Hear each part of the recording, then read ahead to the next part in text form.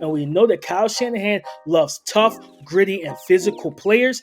What's up, guys? It's your boy Damian Parson here at the Draft Network to talk to you about the San Francisco 49ers 2022 NFL draft class. And this is a team that's been in the playoffs. This is a successful team. So let's see how they were able to add more talent to their already talent-loaded roster. With their first pick in the draft, it was in the second round after the trade for Trey Lance last year.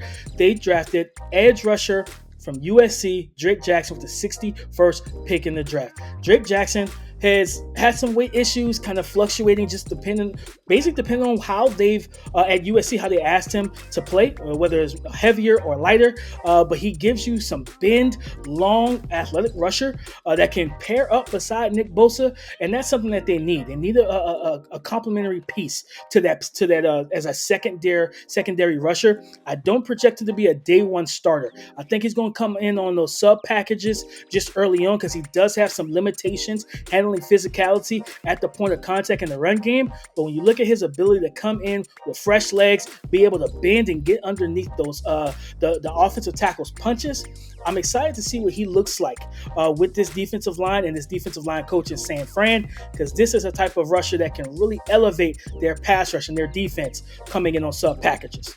With their third round pick at the 93rd pick, they went running back, which is kind of a shock. They went TYRION Davis-Price from LSU, a physical downhill thumper who ran a lot of gaps, some counter and off tackle. But with his patience, his vision, and his footwork, it bodes well for the transition to this outside wide zone run scheme that Kyle Shanahan runs. And we know that Kyle Shanahan loves tough, gritty, and physical players. TDP, TYRION Davis-Price, will bring that to the table. So he now goes into that backfield with Trey Sermon, who was drafted last year, and Elijah Mitchell, who was drafted last year. I don't expect him to be a day one starter. We won't know exactly what type of fixture he will be until training camp. But I think he's going to start off as the third running back that has the opportunity to work his way over Trey Sermon and possibly over Elijah Mitchell. Let's go again, third round, pick 105. Danny Gray, wide receiver from SMU. Explosive. That is his game. He's a field stretcher. He can get behind the defense and he can get there quickly. Using his release package, using his twitch and his handwork to win it in the contact window against press coverage. This is a element. He brings an element to this offense that they've really been lacking, right? Brandon Ayuk is a good receiver. He's more of a possession X type of receiver. Deebo Samuel, your all-purpose, do-it-all guy. And Juwan Jennings is more of your big body. Danny Gray, when you think about this outside zone, play action, run scheme, and then having Trey Lance with the big arm, Danny Gray is going to bring that explosive field stretching ability. And then, of course, Trey Lance sees that coverage. He can go over the top. I'm excited for Danny Gray in this offense. Fourth round, they went pick 134. Spencer Buford. This is a pick that really made sense because for this outside zone, for this zone scheme, Buford is a great fit for it. And this is a team that lost Lincoln Tomlinson. He went to the Jets in free agency. So you needed to bolster that guard spot to be able to help protect Trey Lance as well as get out quickly in the zone game, get these reach blocks going, get up to the second level when necessary, and Buford can do that. He may not be the most physically imposing guy. He can add maybe 10 or 15 pounds of muscle just to add to that physicality aspect, but the foot quickness, the reachability, and the lateral agility will bode well for him in this offense. In the fifth round, pick 172, Samuel Womack, 5'9", 189. And this is a young man that has developed into a ball hawk slot defender. And we all know when you watch the San Francisco 49ers, the secondary has always been banged up for whatever reason. So adding more depth. This is a 3-year starter. He's a captain. He has 41 pass breakups in his career. So this is a guy that you definitely expect to see make his way up the depth chart. That toughness, that grittiness, again, that Kyle Shanahan loves. Coming out of Toledo, Samuel Womack. He's someone that I can see being on special teams and working his way in, especially if injuries creep up. He's someone that they may have to depend on this up and coming season. And in the 6th round at pick 187, the San Francisco 49ers selected offensive tackle from Fordham, Nick ZAKELJ. He's a long, athletic, reactive. He has reactive agility, and he bodes well for this type of offense as well. Even with the foot agility, he does have poor knee bend.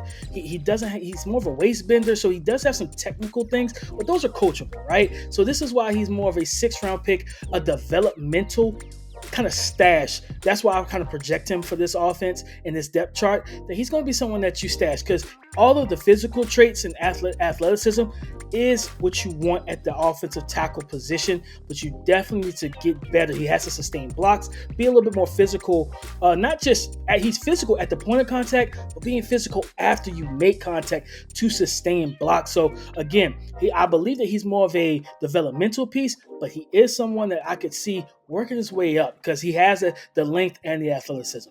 Again, 6th round, pick 220. KALIA Davis, defensive tackle from UCF. Now, they traded away, Armstead, they have Armstead, but they traded away Buckner to the Colts. And they've been trying to add more talent at the interior defensive tackle spot.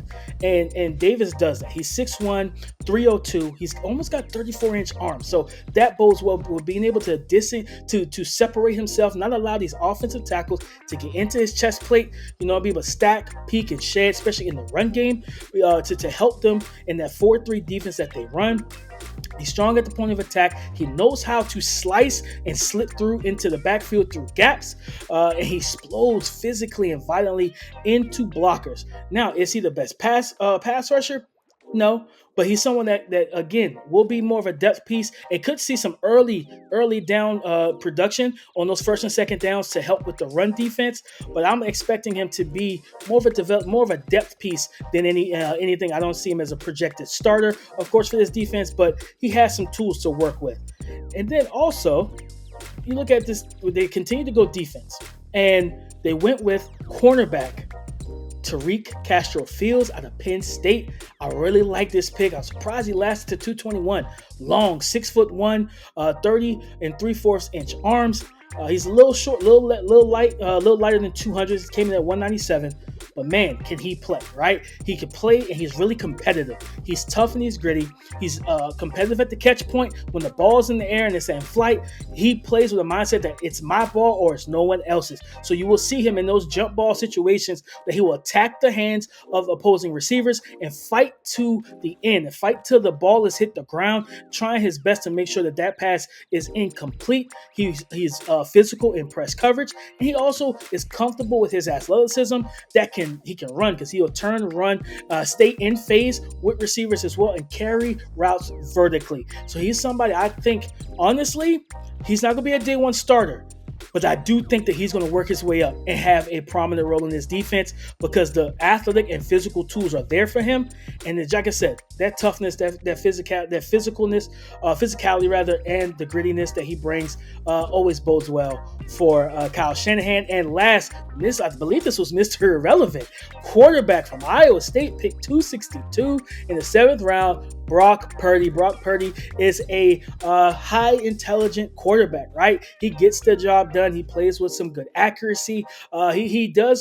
He has a limited physical profile. He doesn't have the biggest arm. He did run a 4.84, and you see that on tape that he is mobile enough to make plays with his legs and extend plays when things break down. But again, he's a team leader, 4-year starter, and he's going to be great in the locker room, right? He's going to be great in the locker room, and he's someone that can help them, but he's definitely just a depth piece at this point. Maybe just a camp arm. We will have to see. I don't project, with Trey Lance there, and if he's healthy, I don't project Brock Purdy seeing much of the field at all. But again, you need guys in the locker room that can help your team on game day, and Brock Purdy can do that. Hey, let me know what you think about the San Francisco 49ers 2022 NFL Draft Class. As always, follow us at the Draft Network. Subscribe for all your NFL draft and college football needs. I'm Damian Parson.